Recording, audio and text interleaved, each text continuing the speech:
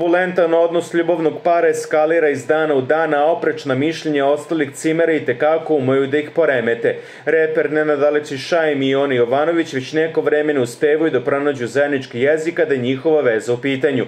Sinoć su u toku emisije Pitanje novinara pripadnici sedme sile rešili da prodramaju ukućeni svojim škakljivim pitanjima. Aleksić je otkrio da će se jedino pomiriti sa Mionom ako mu se ona izvini, a ona mu odbrusila da je jednom raskid zaovek.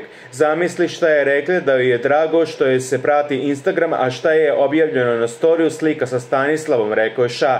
Nije na mom profilu, nego majkinom, a rekla je Miona. Što lažeš sad, sve je rečeno juče, lažovu jedan, rekao je Ša. Ja nisam imala pojma gde mi je ostao telefon, a ostavila sam ga na recepciji i nisam znala da li se pojavila sestra ili su ga ostavili ovde.